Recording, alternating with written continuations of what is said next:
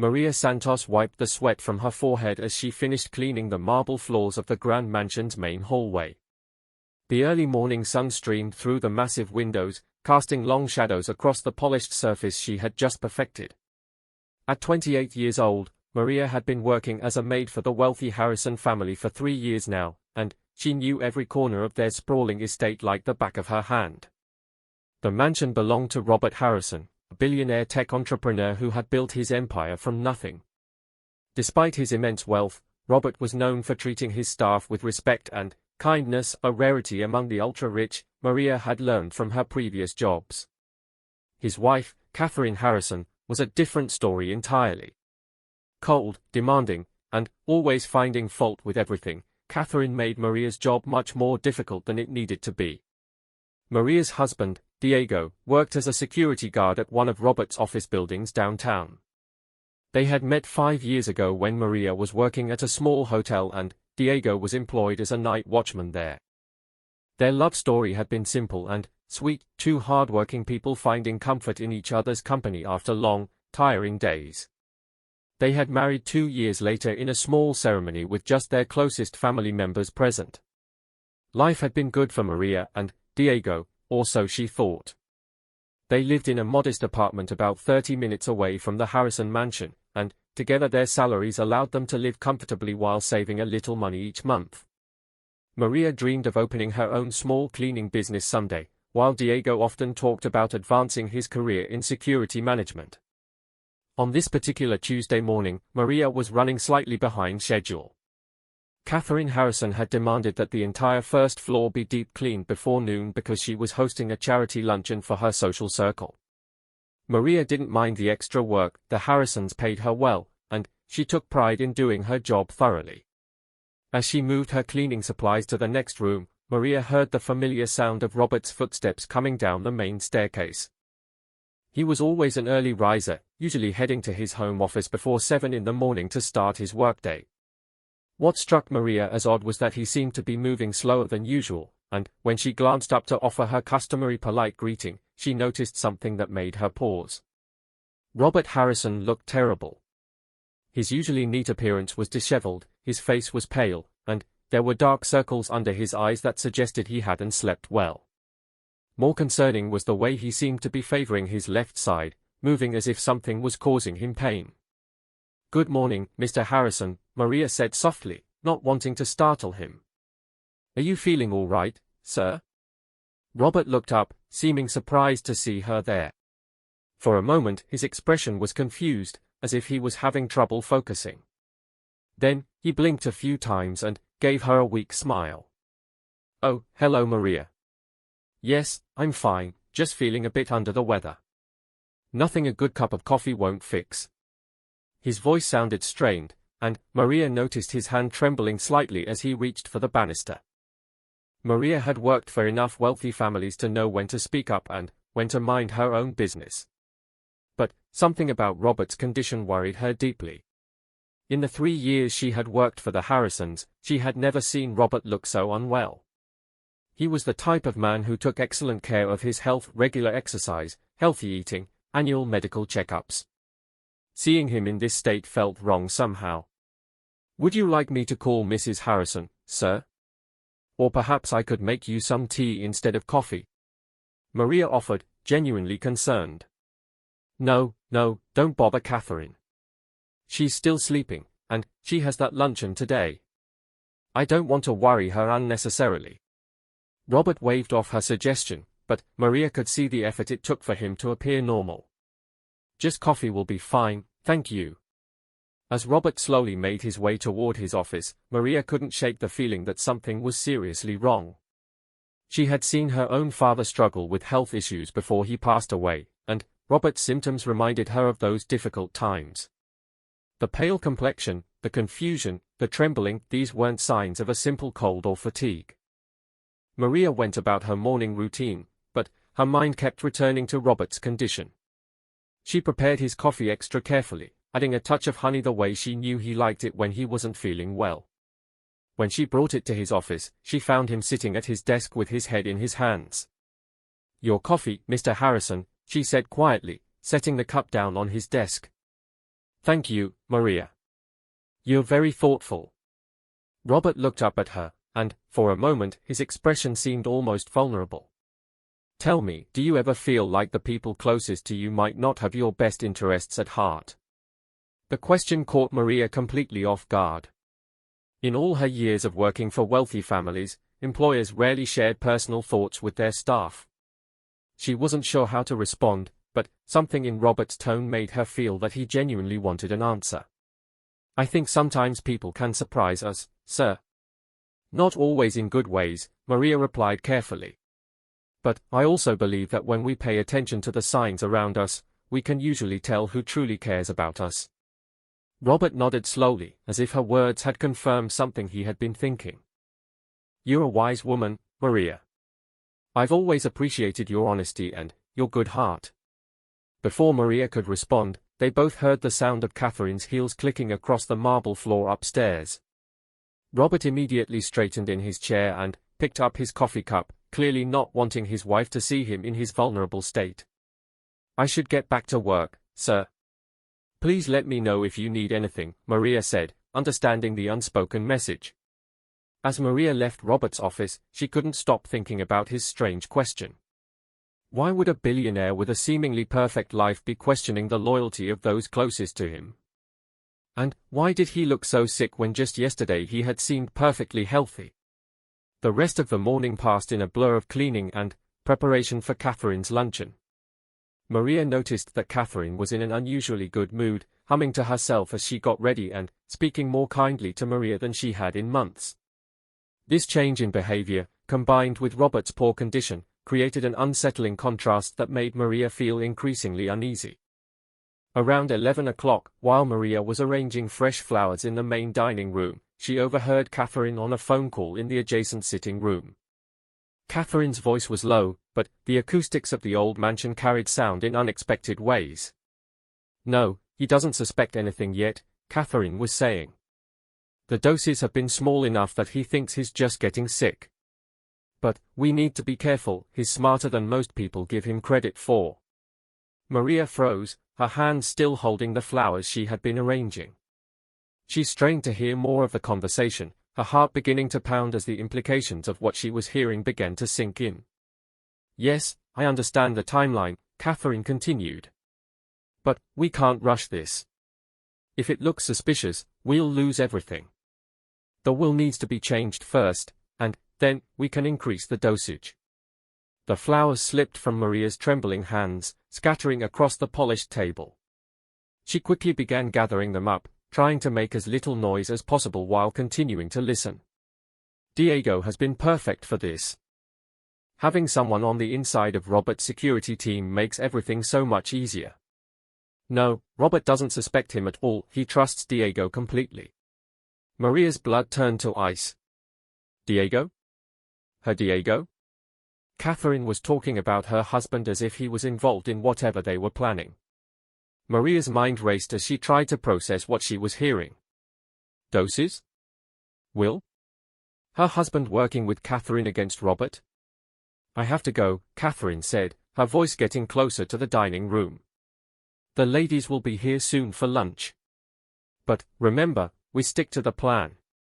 Small doses, gradual decline, and then, when the time is right, we make our move. Maria quickly finished arranging the flowers, her hands shaking so badly she could barely hold the stems. When Catherine entered the dining room moments later, Maria was putting the finishing touches on the centerpiece, trying her best to appear normal despite the chaos in her mind. Oh Maria, that looks lovely, Catherine said with a bright smile that now seemed sinister to Maria's eyes. You always have such good taste with the flowers. Thank you, Mrs. Harrison, Maria managed to reply, her voice sounding surprisingly steady. I hope you don't mind, but I'll need you to serve during lunch today. The catering staff will handle the food, but I'd like you to take care of the drinks and anything else the ladies might need. Maria nodded, grateful that the request gave her a reason to stay close and potentially overhear more of what was happening. Of course. I'll be happy to help. As Catherine left to finish getting ready, Maria remained in the dining room, her mind spinning with questions and fears. What kind of doses had Catherine been talking about? Was someone poisoning Robert? And how could Diego, her loving husband who she trusted completely, be involved in something so terrible? The sound of cars pulling up the long driveway announced the arrival of Catherine's luncheon guests. Maria took a deep breath, knowing she would have to act normal for the next few hours while serving these women, all while her world was falling apart around her. As she watched Catherine greet her guests at the front door, all smiles and elegant charm, Maria realized she was witnessing a performance by someone far more dangerous than she had ever imagined. The woman she had worked for over 3 years, the woman she had seen as merely cold and demanding, was apparently capable of something far worse than Maria had ever suspected. The first guest through the door was an elegant older woman whom Maria recognized as Mrs. Pemberton, one of Catherine's closest friends and a fixture in the city's high society scene. Behind her came 3 other women, all dressed expensively and carrying themselves with the confidence that came from old money and social status. "Catherine, darling, you look absolutely radiant," Mrs. Pemberton said, kissing Catherine on both cheeks in the European style that the wealthy seemed to favor. "You're too kind, Eleanor," Catherine replied. "Please, come in. Maria will take care of anything you need." As Maria helped the women with their coats and purses, she couldn't help but wonder if any of them knew what Catherine was planning. Were they all involved, or was Catherine hiding her true nature from them as well? The luncheon proceeded normally on the surface, with the women discussing charity events, vacation plans, and the latest society gossip. Maria moved quietly around the room, refilling glasses and clearing plates, but her attention was focused on every word Catherine said, looking for any clue about what was really happening. It wasn't until the women had moved to the sitting room for coffee and dessert that Maria overheard something that made her blood run cold. "How is Robert feeling these days?" Mrs. Pemberton asked Catherine. "I heard through the grapevine that he hasn't been looking well lately." Catherine's expression didn't change, but Maria noticed a slight tension around her eyes. "Oh, you know how men are when they get a little cold. They act like they're dying. He's been working too hard, and it's finally catching up with him. Well, at his age, he really should be more careful about his health," another woman chimed in. "Men in their 50s often ignore the warning signs until it's too late." "Exactly what I keep telling him," Catherine said with a laugh that sounded perfectly natural to the other women, but sent chills down Maria's spine. "But, you know Robert, he thinks he's invincible." As the afternoon wore on, Maria began to piece together a horrifying picture. Catherine was slowly poisoning her husband, with Diego's help from inside Robert's security team. They were planning to change Robert's will somehow, and then increase whatever they were giving him until... Maria couldn't even finish the thought. The luncheon finally ended around 4 o'clock, and Maria helped Catherine see the guests to the door. As the last car disappeared down the driveway, Catherine turned to Maria with that same bright smile. "Thank you for your help today, Maria. You were wonderful as always." "You're welcome, Mrs. Harrison. Is there anything else you need before I finish cleaning up?" "No, I think I'll go rest for a while. This afternoon was quite tiring." Catherine started toward the stairs, then paused. "Oh, and Maria? Mr. Harrison mentioned he might not be feeling well enough for dinner tonight. If he asks, perhaps you could prepare something light for him. Maybe some soup." The request seemed innocent enough, but after what Maria had overheard, even the suggestion of preparing food for Robert felt ominous. "Of course. I'll make sure he has something nourishing. You're such a treasure, Maria. I don't know what we'd do without you." As Catherine disappeared upstairs, Maria stood alone in the grand foyer, feeling the weight of what she had discovered pressing down on her shoulders. She looked around at the beautiful mansion, with its expensive art and luxurious furnishings, and realized that beneath all this wealth and beauty lay a darkness she had never imagined. The sound of Robert's office door opening drew her attention. He emerged looking even worse than he had that morning, if that was possible. His skin had taken on a grayish pallor, and he was moving even more slowly and carefully than before. "Maria, would it be possible to get that soup Catherine mentioned? I'm afraid I don't have much appetite, but I should try to eat something." That evening, Maria returned home to her small apartment with a heavy heart and a mind full of terrible questions. Diego was already there, sitting on their worn but comfortable couch and watching television. He looked up when she entered, giving her the same warm smile that had captured her heart 5 years ago. "How was your day, mi amor?" he asked, patting the cushion beside him. "You look tired." Maria forced herself to smile back, even though looking at her husband now felt like looking at a stranger. It was busy. Mrs. Harrison had her charity luncheon today, so there was extra work. She sat down next to Diego, studying his face for any sign of guilt or deception. But he looked exactly the same as always, handsome in his simple way, with kind eyes and the gentle manner that had made her fall in love with him. How could this man, who held her when she cried and brought her flowers on their anniversary, be involved in slowly murdering his employer? "How was your day at the office building?" Maria asked, trying to keep her voice casual. "Same as always," Diego replied, turning back to the television. "Quiet night shift, nothing exciting. Mr. Harrison didn't come in today though. I heard he's been feeling sick lately." The way Diego said it, so matter-of-fact, without any concern or emotion, sent a chill through Maria. If Diego truly cared about Robert as his employer, wouldn't he be worried about his illness? Instead, he spoke as if Robert's sickness was just another piece of daily news. "Yes, he did seem unwell when I saw him this morning," Maria said carefully. "I hope it's nothing serious."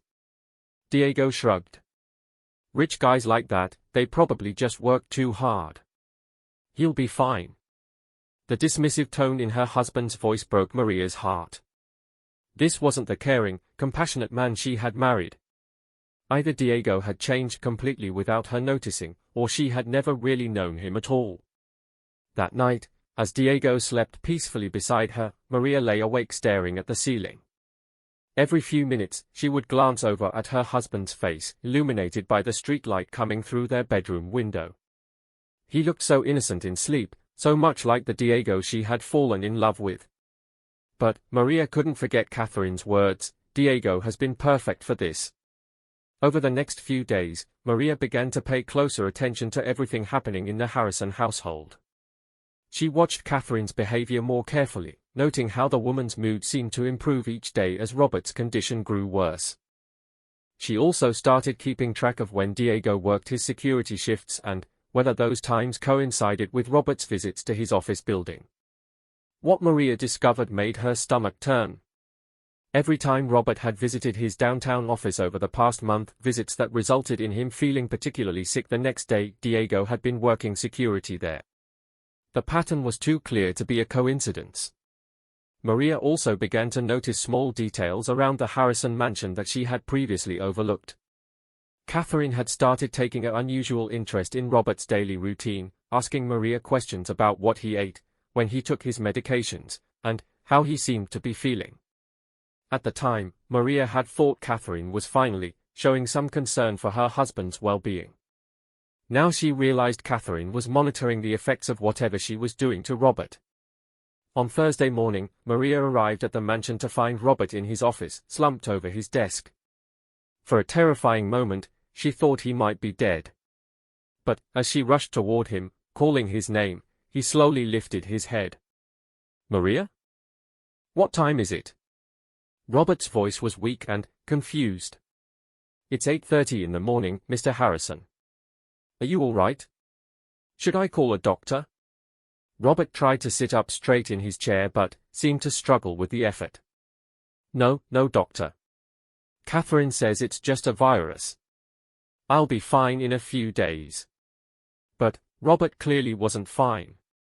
His hands were shaking more noticeably now, and his skin had taken on an almost yellow tinge. Maria had seen enough sickness in her life to know that this wasn't any ordinary virus. "Mr. Harrison, with respect, I think you need medical attention. You've been getting worse every day, not better." Robert looked at her with eyes that seemed to have trouble focusing. "Catherine says the doctor prescribed some new vitamins for me. She's been making sure I take them with my morning coffee." Maria felt her blood run cold. Vitamins that Catherine was personally giving to Robert. that had to be how she was poisoning him. But Maria couldn't accuse Catherine directly without proof, and she certainly couldn't tell Robert that his wife was slowly killing him based only on overheard phone conversations. Perhaps a second opinion wouldn't hurt, Maria suggested gently. Sometimes doctors miss things.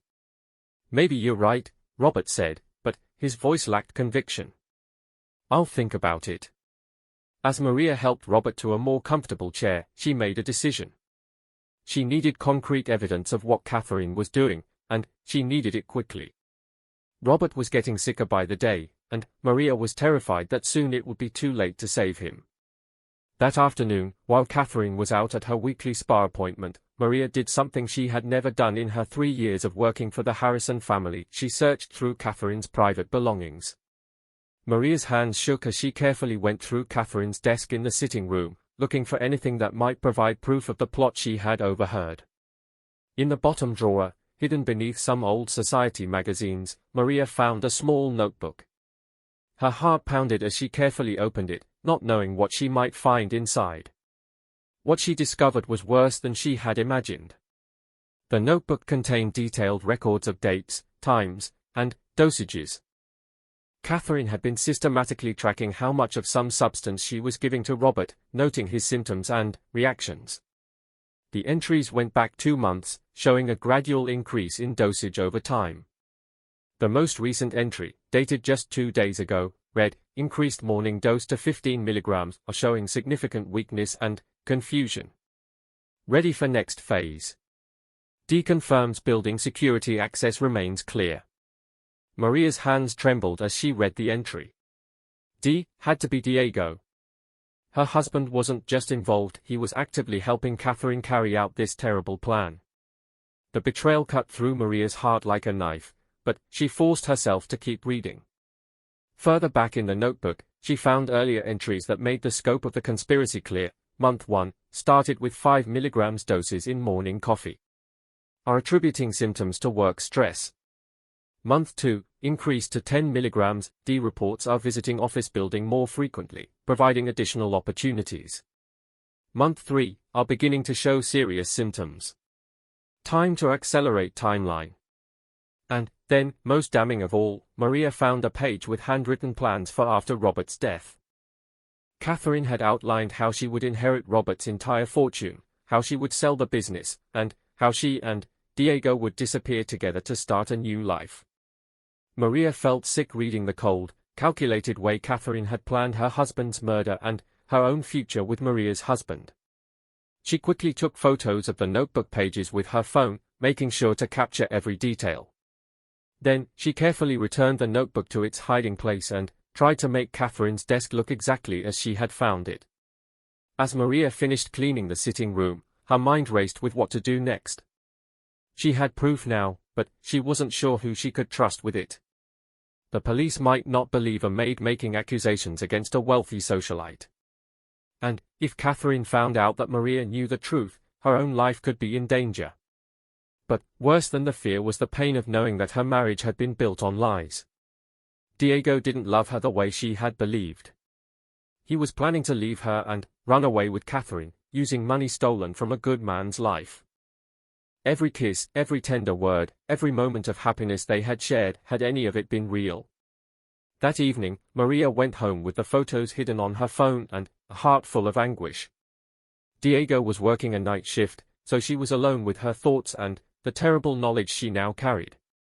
Around midnight, Maria heard Diego's key in the lock. She pretended to be asleep as he quietly entered their bedroom, but she watched through barely opened eyes as he moved around the room. Diego went to their closet and pulled out a small black bag that Maria had never seen before. From the bag, he took out a small glass vial filled with white powder. Maria's breath caught in her throat. She was watching her husband prepare the poison that was slowly killing Robert Harrison.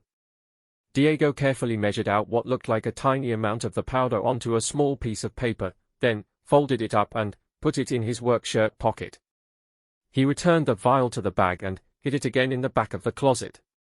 As Diego finally got into bed beside her, Maria had to use every ounce of her willpower to keep her breathing steady and pretend to be asleep. Her husband, the man she had loved and trusted with her whole heart, had just prepared another dose of poison to deliver to an innocent man. The next morning, Diego left for his day's shift at Robert's office building, carrying the poison in his pocket. Maria waited until she was sure he was gone, then carefully retrieved the black bag from the closet. Inside, along with the vial of white powder, she found a stack of cash that was far more money than Diego could have saved from his security guard salary. Maria took photos of everything, the vial, the money, and some documents in the bag that showed communications between Diego and Catherine. The evidence was overwhelming and undeniable. Her husband and Robert's wife were plotting together to kill Robert for his money. At work that day, Maria watched Robert struggle through his morning routine. He could barely walk without assistance now, and his mental confusion was getting worse by the hour. Whatever Catherine and Diego were giving him was reaching a critical level. "Maria," Robert called weakly from his office. "Could you help me to the sitting room? I think I need to lie down." As Maria helped Robert walk the short distance to the sitting room couch, she could feel how much weight he had lost over the past weeks. His once strong frame felt frail and vulnerable under her supporting arm. "Mr. Harrison," Maria said carefully, "have you considered that maybe those new vitamins aren't agreeing with you? Sometimes supplements can make people feel worse instead of better." Robert looked at her with eyes that seemed clearer for a moment. "You know, Maria, I've been wondering about that myself. I didn't start feeling sick until Catherine began giving me those morning vitamins."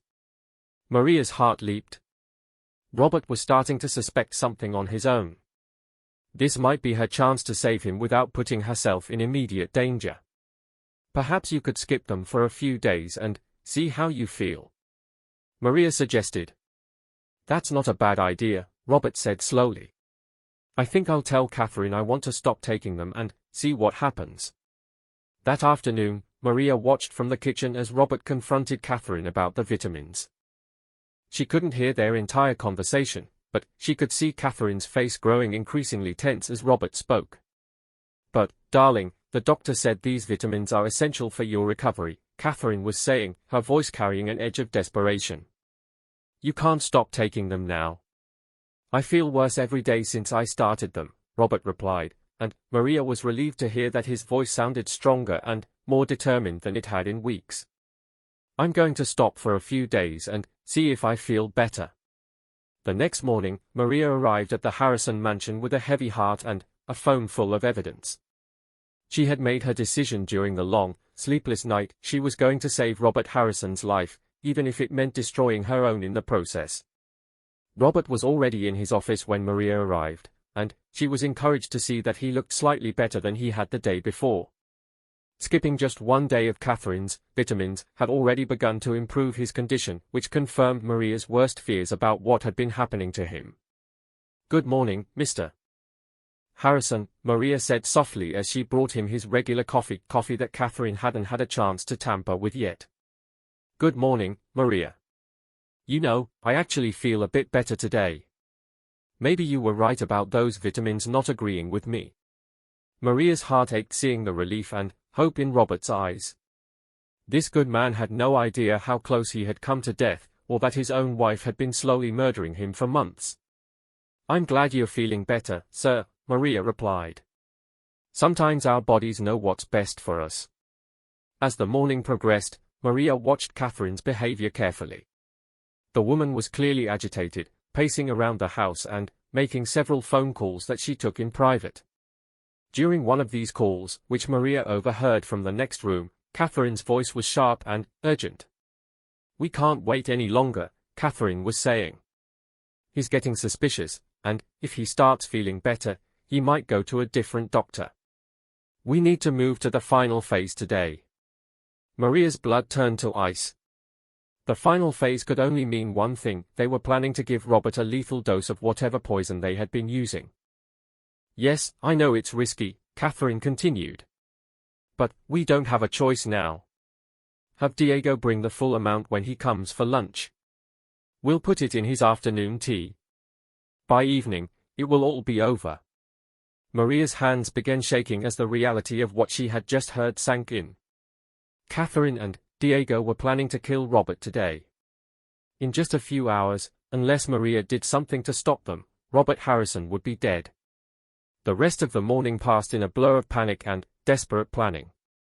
Maria knew she had to act quickly, but she also knew she had to be smart about it. If she confronted Catherine directly, the woman might simply deny everything and then find another way to kill Robert later. If she called the police without solid proof, they might not believe her accusations against a wealthy socialite. Around noon, Maria saw Diego's car pulling up the driveway. Her husband had never come to the Harrison mansion during the day before. His presence here now could only mean that Catherine had called him to deliver the final dose of poison. Maria watched from the kitchen window as Diego walked up to the front door, carrying his usual work bag. Hidden inside that bag, she knew, was enough poison to kill Robert Harrison.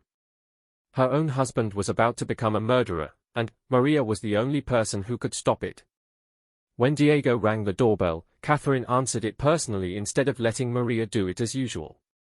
The two conspirators spoke quietly in the foyer for a few minutes, and Maria strained to hear their conversation from her position in the nearby kitchen. "Do you have it?" Catherine asked in a low voice. "Everything you asked for," Diego replied. "Are you sure about this? Once we do this, there's no going back. We've come too far to stop now. Robert is starting to suspect something about the vitamins. It has to be today, or we lose everything." Maria felt sick hearing her husband's voice discussing Robert's murder so casually. The man she had loved and shared her life with was talking about killing an innocent person as if he was discussing the weather. "When should I put it in his tea?" Diego asked. "I'll prepare his afternoon tea at 3 o'clock, like always. You add the powder then, and I'll take it to him personally. Within an hour, he'll be gone, and it will look like his illness finally took him." Maria couldn't listen anymore. She quietly moved away from the kitchen door and tried to think of a plan. She had maybe 3 hours before Catherine and Diego murdered Robert. She needed to find a way to save him without getting herself killed in the process. The first thing Maria did was send herself an email with all the photos she had taken of Catherine's notebook and Diego's poison supplies. If something happened to her phone, she wanted to make sure the evidence survived. Then, she called Robert's office building and asked to speak with the head of security, someone above Diego in the chain of command. "This is Maria Santos," she said when the security supervisor answered. "I work for Mr. Harrison at his home. I need to speak with you about a serious security concern regarding Mr. Harrison's safety." "What kind of concern?" the supervisor asked, his voice immediately becoming more alert. "I have evidence that someone is trying to harm Mr. Harrison. Can you come to the mansion right away? And please don't tell Diego Ramirez about this call, he may be involved." There was a long pause before the supervisor responded. "I'll be there in 20 minutes. Don't do anything until I arrive."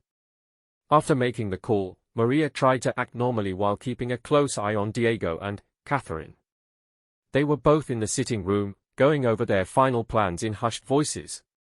Every few minutes, one of them would glance toward Robert's office, where he was working quietly, unaware that his life was in immediate danger. Around 1:30, the security supervisor arrived. Maria met him at the servants' entrance to avoid being seen by Catherine and Diego. "I'm James Mitchell," the man introduced himself. "Now, what's this about a threat to Mr. Harrison?" Maria quickly explained everything she had witnessed and discovered, showing him the photos on her phone as evidence. James Mitchell's expression grew increasingly serious as he reviewed the evidence. "This is incredibly serious," he said finally. "If what you're saying is true, Mrs. Harrison and Diego Ramirez are planning to commit murder today." "I know it sounds crazy," Maria said desperately. "But you have to believe me. They are planning to poison his tea at 3 o'clock. We have less than an hour to stop them." James studied Maria's face carefully, then looked at the photos again.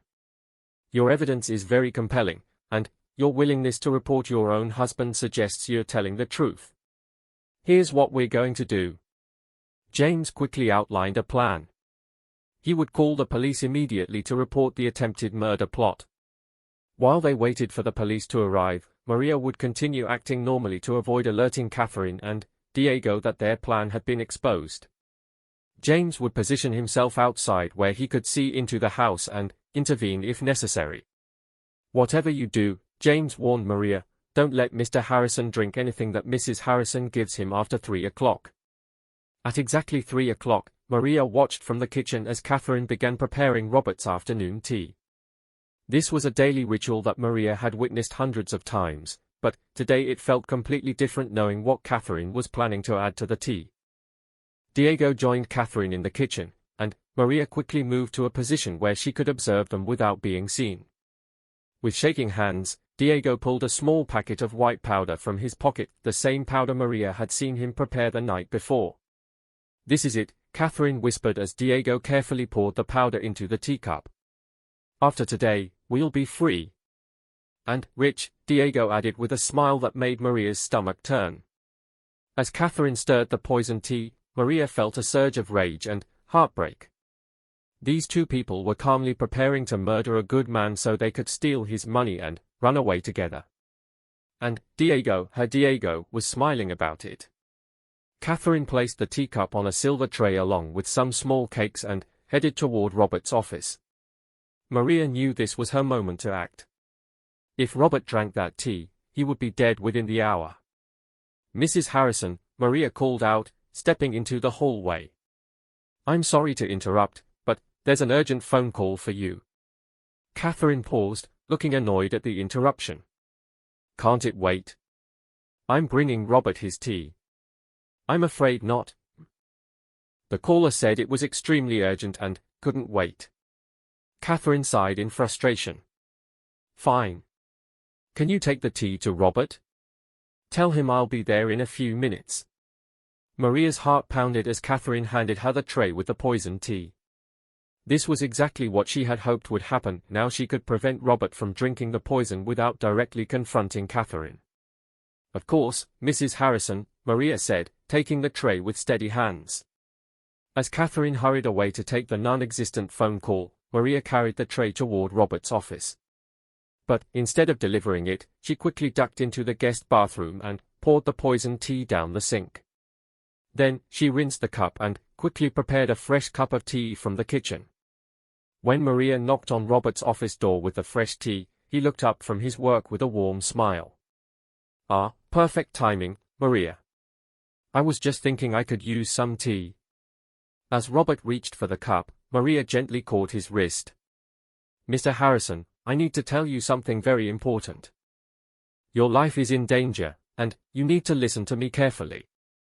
Robert's expression changed immediately, becoming alert and concerned. "What do you mean, Maria?" "Your wife and my husband have been poisoning you for months. They were planning to kill you today with that tea. I've called the police, and they should be here soon." For a long moment, Robert stared at Maria in shock. Then, as the pieces began falling into place in his mind, his expression shifted to one of grim understanding. "The vitamins," he said quietly. "Catherine insisted I take them every morning, even when I said they were making me feel worse." "Yes, sir. And Diego has been adding poison to your food and drinks when you visit your office building. I have proof of everything." Before Robert could respond, they heard Catherine's angry voice coming from the kitchen. "Where's that phone call, Maria? I can't find anyone on the line." "She's figured out that I lied about the phone call," Maria whispered urgently. "We need to stay in here until the police arrive." Robert stood up from his desk, and Maria was relieved to see that skipping the vitamins for 2 days had already restored much of his strength. "Maria," Robert said seriously, "I want you to know that what you've done today, saving my life and exposing the truth, that took incredible courage. I will never forget this." Before Maria could respond, they heard the sound of police sirens in the distance. Catherine's voice in the kitchen became shrill and panicked. "Diego! Something's wrong. We need to leave now." "What about Harrison?" Diego's voice replied. "Did he drink the tea?" "I don't know. Maria took it to him, but something's not right. We need to get out of here." Through Robert's office window, Maria could see police cars pulling up the driveway. James Mitchell was walking toward the front door with two uniformed officers.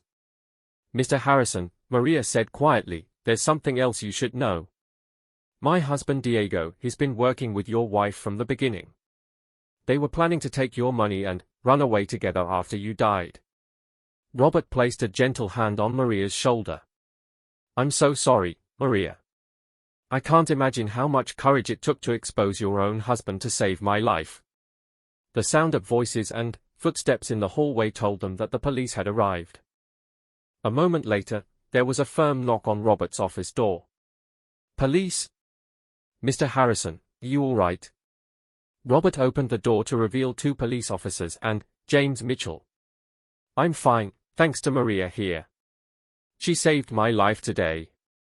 As the officers began taking statements from Robert and Maria, they could hear Catherine and Diego in the other room, both talking loudly and trying to explain their presence in the house.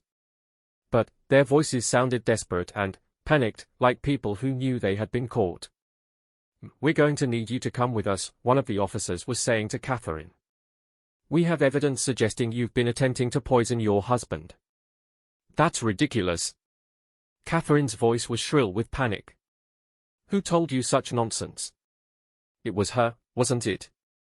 Catherine's voice was getting closer to Robert's office. "That maid has always been jealous of what I have. She's lying. We have photographic evidence of your planning notebook and the poison supplies. Please don't make this more difficult than it needs to be." Maria heard the sound of handcuffs clicking, and she knew that Catherine was being arrested. A few moments later, she heard Diego's voice as well. "I want a lawyer," Diego was saying. "I'm not saying anything without a lawyer." As the police led Catherine and Diego away, Maria stood in Robert's office feeling a mixture of relief, sadness, and overwhelming exhaustion.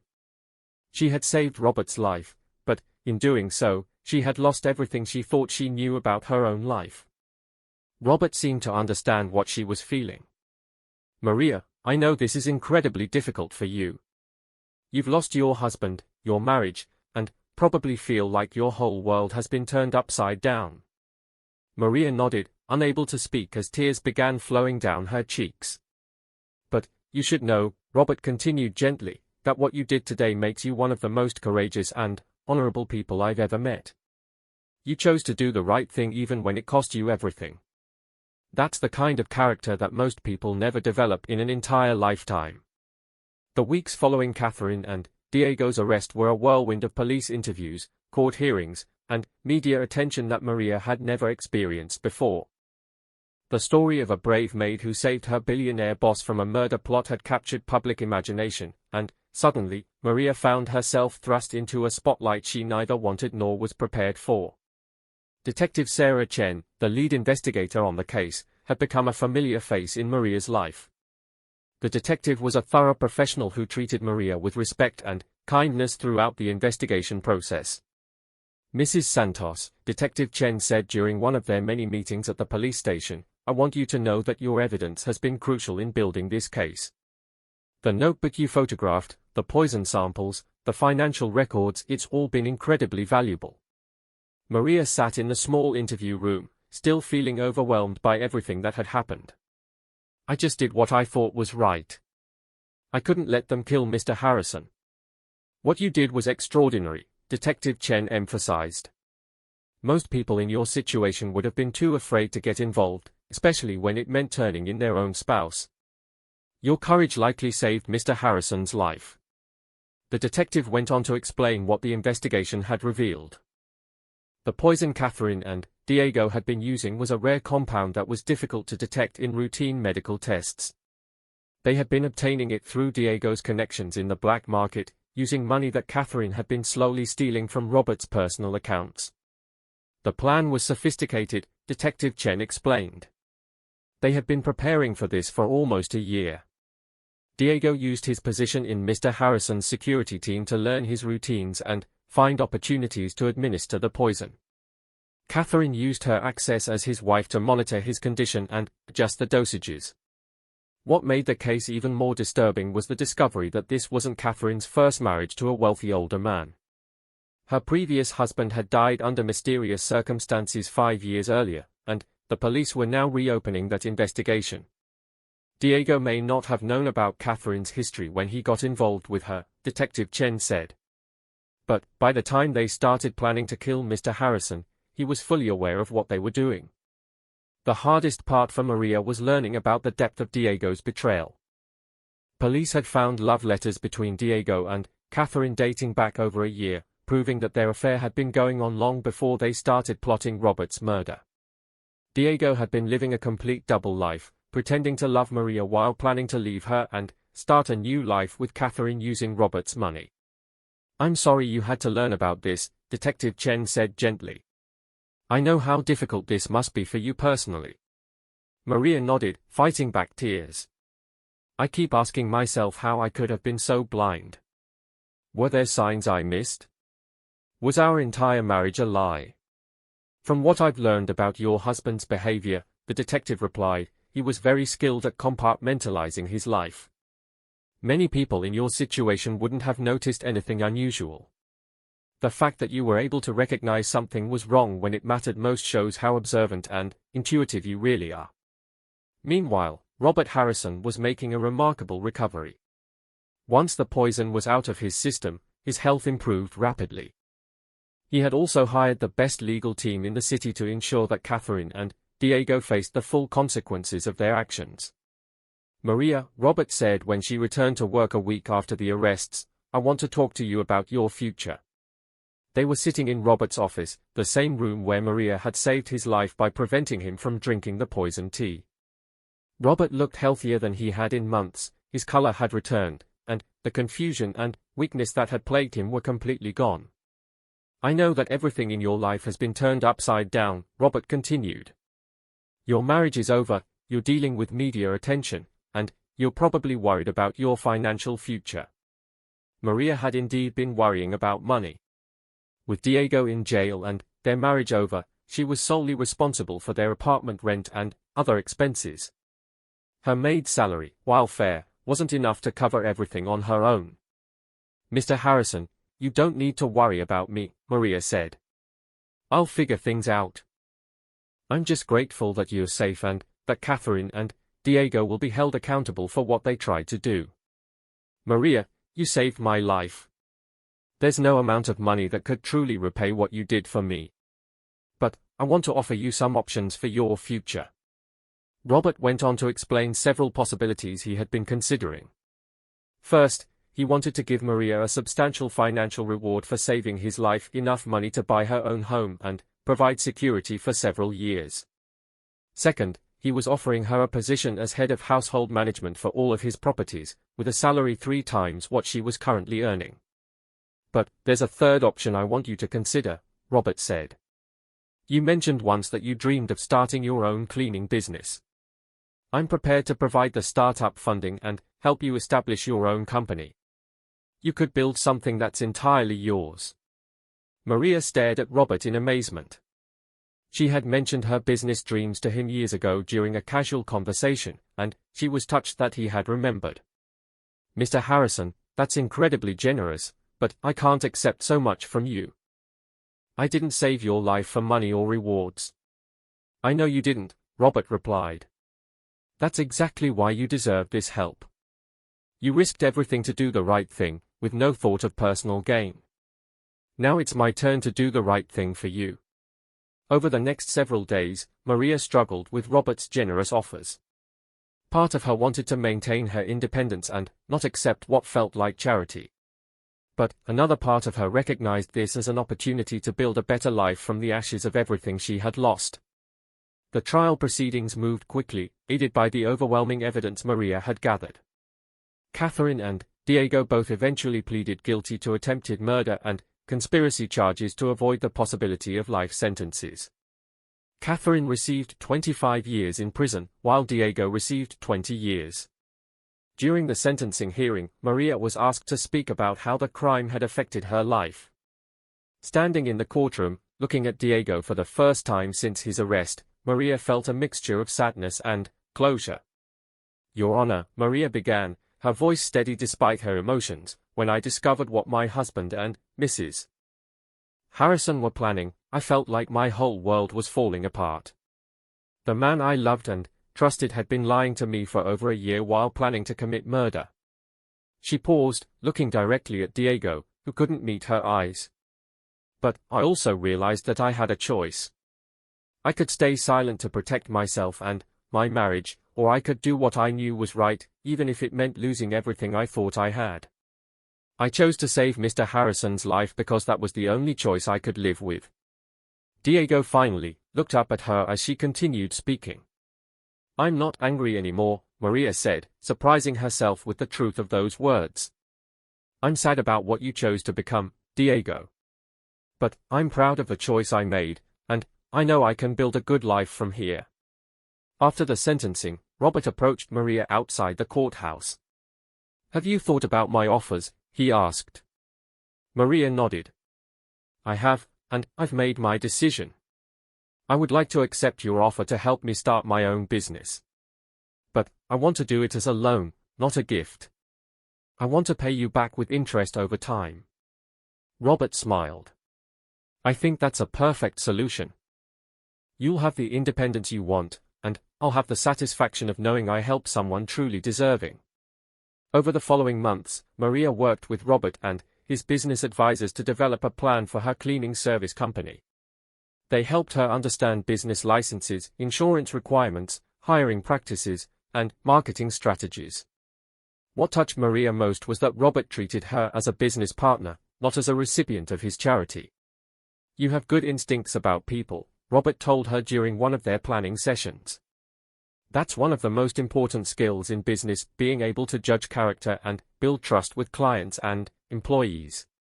Maria's new business, which she named Honest Care Cleaning Services, started small with just Maria and 2 employees.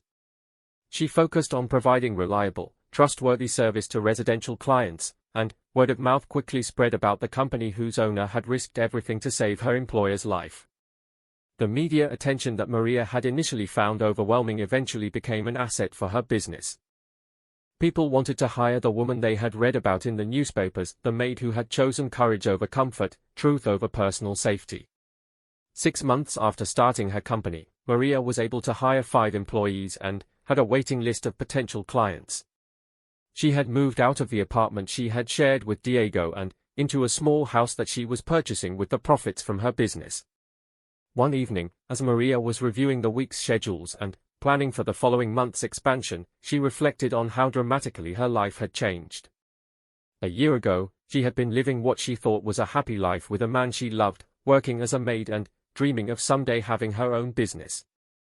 Now, that dream was a reality, but everything else about her life was completely different. The marriage she had cherished was revealed to be built on lies. The man she had trusted above all others had been planning to murder his employer and abandon her. The comfortable routine of her old life had been replaced by the challenges and rewards of running her own business. But, as Maria looked around her new home office, surrounded by the papers and plans for her growing company, she realized that she was happier now than she had been in her old life. Not because losing Diego and learning the truth about him hadn't been painful, it had been devastating. But because she now knew something about herself that she had never known before. When faced with the ultimate test of her character, when she had to choose between personal comfort and doing what was right, she had chosen correctly. She had found the courage to act when action was desperately needed, even when the cost was everything she held dear. That knowledge gave Maria a confidence and self-respect that she had never experienced before. She was no longer just reacting to life as it happened to her, she was actively creating the life she wanted to live. Robert had remained not just a client but, 2 years after the events that changed her life forever, Maria Santos stood in the conference room of her own office building, looking out at the city skyline. What had started as Honest Care Cleaning Services, with just 3 employees, had grown into a comprehensive home and office management company with 32 employees and a sterling reputation throughout the metropolitan area. The woman who had once been afraid to speak up about injustice was now a sought-after speaker at business conferences, women's empowerment events, and ethics seminars. Universities invited her to speak to their students about moral courage and integrity in the workplace. Maria had discovered that her story resonated with people from all walks of life who faced their own moments of choosing between what was easy and what was right. "Mrs. Santos," her assistant Jennifer said, entering the conference room with a stack of documents. "The reporter from Business Weekly is here for your 3 o'clock interview." Maria nodded, smoothing her professional suit, a far cry from the simple maid's uniform she had worn during the darkest period of her life. "Please send her in, and thank you for preparing those quarterly reports." The interview was part of a feature article about successful entrepreneurs who had overcome adversity. Maria had agreed to participate because she wanted to encourage other women who might find themselves in situations where they had to choose between personal safety and doing what was right. "Mrs. Santos," the reporter began once they were seated, "your story is remarkable, going from discovering a murder plot to building a successful business. What would you say was the most important lesson you learned from that experience?" Maria considered the question carefully. Over the past 2 years, she had been asked similar questions many times, but she always tried to give thoughtful, honest answers rather than rehearsed responses. "I learned that integrity isn't really tested when things are going well," Maria replied. "It's tested when doing the right thing costs you everything you think you want or need. I had to choose between protecting my marriage and saving an innocent man's life. That choice showed me what my values really were, underneath all my fears and insecurities." The reporter nodded, taking notes. "Do you ever regret exposing your husband and losing your marriage?" "I regret that my marriage wasn't what I thought it was," Maria answered honestly. "I regret that Diego chose to become someone capable of murder. But I don't regret saving Mr. Harrison's life. Even if my business had never succeeded, even if I had ended up struggling financially, I would still be able to look at myself in the mirror every morning." After the interview, Maria walked through her company's offices, checking on various teams and projects. She had maintained the same management philosophy that had guided her as a maid: treat everyone with respect, take pride in quality work, and always be honest with clients about what could and couldn't be accomplished. Her company now provided services ranging from basic house cleaning to complete estate management for wealthy families. But Maria had also expanded into a unique niche, providing household staff training and background verification services. Her reputation for integrity meant that families trusted her company to help them hire reliable, honest employees. Maria called out Thomas Chen, her operations manager, and Detective Sarah Chen's younger brother. The Harrison estate contract renewal came through. "They want to extend for another 2 years." Maria smiled at the news. Robert Harrison had been her first major client and remained one of her most important accounts. But more than that, he had become a genuine friend and business mentor. Their relationship had evolved from employer-employee to something more like business partners and mutual advisors. "That's wonderful news, Thomas. Please make sure we assign our best team leads to maintain the high standards they expect." As Maria continued her tour of the offices, she was struck by how much had changed in her understanding of what made work meaningful. As a maid, she had taken pride in doing quality work, but she had always felt like she was on the bottom rung of society's ladder. Now she realized that the value of work wasn't determined by its status or salary, but by whether it was done with integrity and purpose. Many of her employees were women who, like her, had faced difficult circumstances and needed a chance to rebuild their lives. Maria made it a policy to hire single mothers, women escaping domestic violence, and immigrants looking for their first legitimate employment opportunity in America. She provided training, fair wages, and advancement opportunities that many other companies wouldn't offer to women with limited work experience. "Mrs. Santos," said Patricia Williams, one of her team supervisors. Patricia had started as a house cleaner with Maria's company 6 months ago, after leaving an abusive marriage with her 2 young children.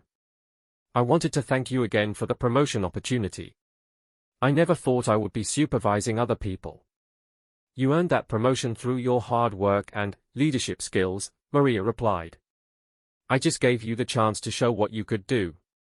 These conversations with her employees reminded Maria daily of why she had chosen to build her business around the principle of giving people opportunities to prove their worth. She had been given such an opportunity by Robert Harrison, and she was determined to pass that gift forward to others. That evening, Maria attended the monthly dinner meeting of the Second Chances Network, a group of business owners who focused on hiring people with criminal records, histories of addiction, or other barriers to employment. Maria had joined the group not just as a business practice, but as a way of honoring the second chance she had been given in her own life. "Tonight we have a special presentation from Maria Santos," announced the group's president. As many of you know, Maria has developed one of the most successful second chance hiring programs in our industry. Maria stood up to address the group of 30 business owners, feeling comfortable in a way that would have been impossible for the frightened maid she had once been. 2 years ago, I was forced to make a choice that destroyed my old life but revealed who I really was underneath my fears, Maria began. I learned that sometimes the most important thing you can do is believe in someone's potential for change and growth, even when others have written them off. She went on to describe her hiring practices and employee development programs, but also talked about the philosophy behind them. "When I hire someone who has made mistakes in their past, I'm not ignoring those mistakes or pretending they don't matter. But I am saying that people's worst moments don't have to define their future if they are willing to work for something better." After the meeting, several business owners approached Maria with questions about implementing similar programs in their own companies. But one conversation stood out to her. "Mrs. Santos," said a middle-aged man named Frank Rodriguez, "I spent 8 years in prison for financial crimes I committed when I was addicted to gambling. I've been clean for 3 years now, but I can't get anyone to hire me for anything better than minimum wage jobs that don't use my accounting skills." Maria listened to Frank's story with genuine interest. She had been looking for someone to help manage her company's increasingly complex financial operations, but finding someone with the right combination of skills and character had been challenging. "Frank," Maria said, "I'd like you to come in for an interview next week. I can't promise you a job, but I can promise you'll get a fair chance to show what you can contribute." The next week, Maria sat across from Frank in her office, conducting what had become one of her favorite parts of running a business, the opportunity to change someone's life by giving them a chance to rebuild. "I know you're probably wondering if you can trust me with your company's money," Frank said honestly. "All I can tell you is that my gambling addiction cost me everything I cared about: my marriage, my relationship with my kids, my career, and my freedom. I learned the hard way what happens when you compromise your integrity for short-term gain." Maria nodded, appreciating his direct approach. "Frank, I'm not going to pretend that hiring you doesn't involve some risk. But I've learned that some of the most trustworthy people are those who have experienced the consequences of breaking trust and are determined never to repeat that mistake." Over the following months, Frank Rodriguez became one of Maria's most valuable employees. His combination of professional skills and hard-won wisdom about the importance of ethical business practices made him an ideal fit for her company culture.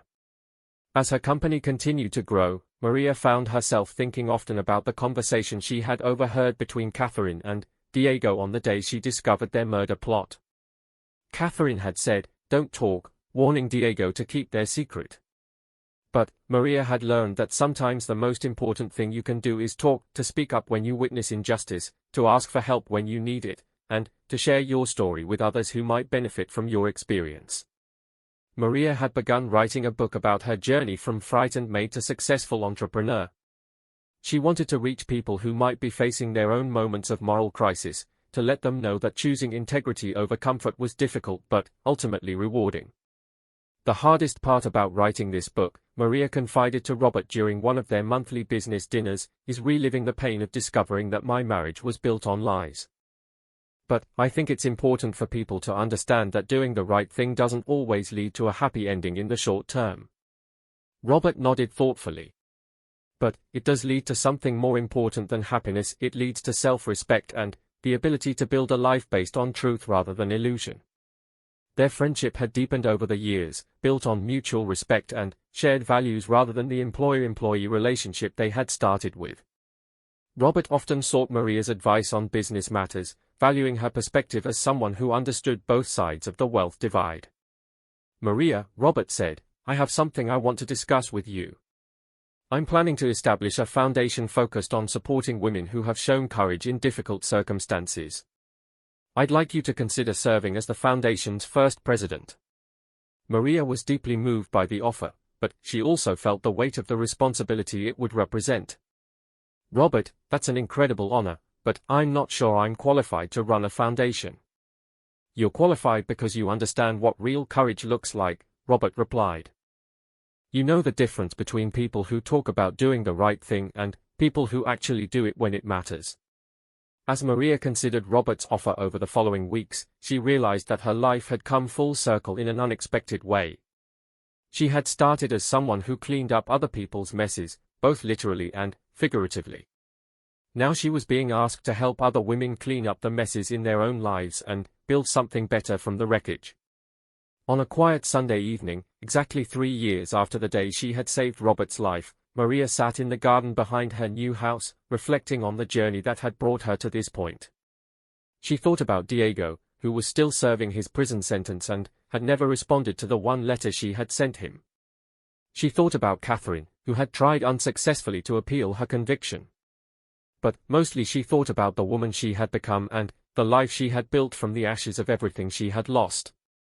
Maria's phone buzzed with a text message from Patricia Williams. Mrs. Santos, I just wanted to thank you again for believing in me. I got the promotion to regional supervisor. My kids are so proud, and I finally feel like I'm building the life I want for our family. Messages like this one reminded Maria daily that her choice to speak up when it mattered had created ripple effects that continued to spread outward, changing lives and creating opportunities that might never have existed otherwise.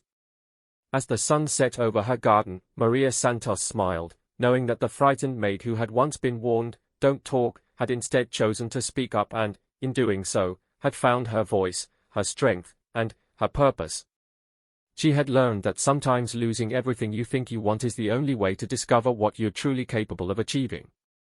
Tomorrow would bring new challenges, new opportunities to help others, and new chances to prove that integrity and compassion were not weaknesses but the strongest foundation anyone could build a life upon. Maria Santos was ready for whatever came next, confident in the knowledge that she had already passed the most important test of her character and emerged stronger, wiser, and more determined than ever to make a positive difference in the world. Friend and mentor.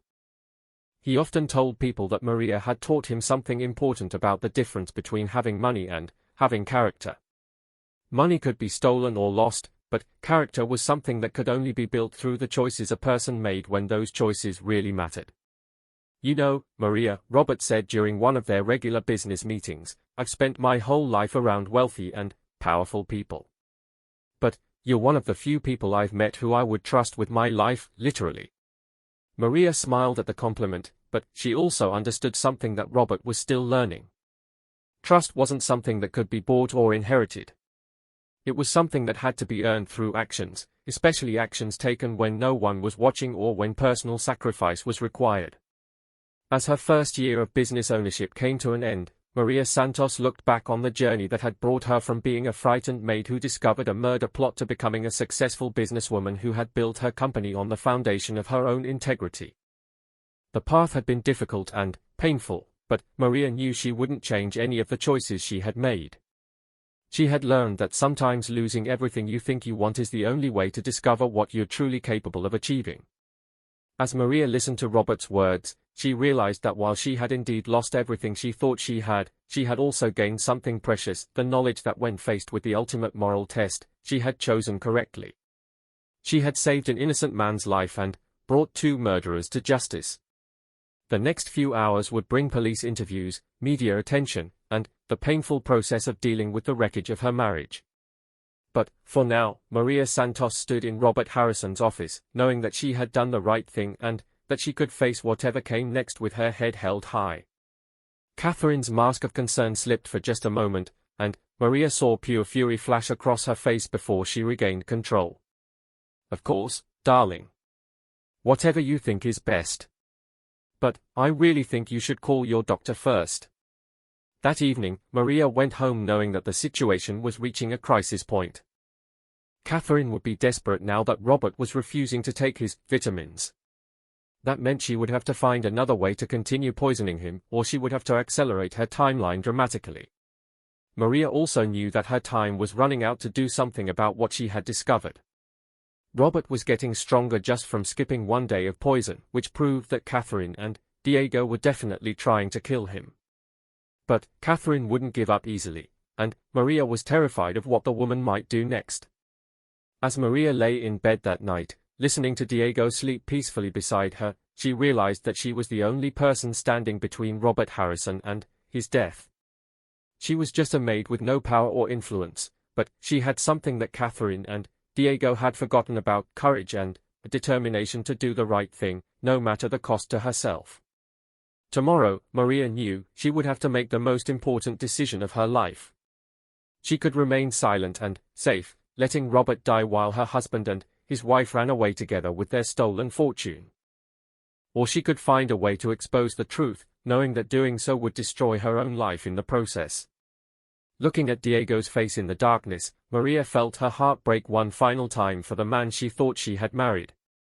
Then, she steeled herself for what she knew she had to do. Robert Harrison deserved to live, and Maria Santos was going to make sure he got that chance, no matter what it cost her. Looking at Robert's weakened condition, knowing what she now knew, Maria felt a surge of protectiveness toward this man who had always treated her with kindness and respect. She also felt a crushing sense of betrayal, not just from Catherine, but from Diego, the man she loved and trusted above all others. Of course, Mr. Harrison. I'll make you something right away. Would you prefer chicken soup or maybe something with vegetables?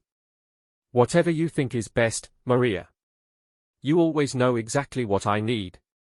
As Maria headed to the kitchen to prepare Robert's soup, her mind was racing with questions. What was the right thing to do? Who could she trust? And, most importantly, how could she save Robert's life without putting herself in danger? One thing was certain: she couldn't let this continue. Robert Harrison was a good man who didn't deserve what was happening to him. And, if her own husband was involved in this plot, then Maria's entire world was built on lies. Standing in the kitchen, surrounded by the tools of her trade, Maria Santos made a decision that would change everything. She was just a maid, a poor woman with no power or influence, but she had something that Catherine and Diego apparently lacked: a conscience and the courage to do what was right. The question now was how to proceed without getting herself killed in the process. 4444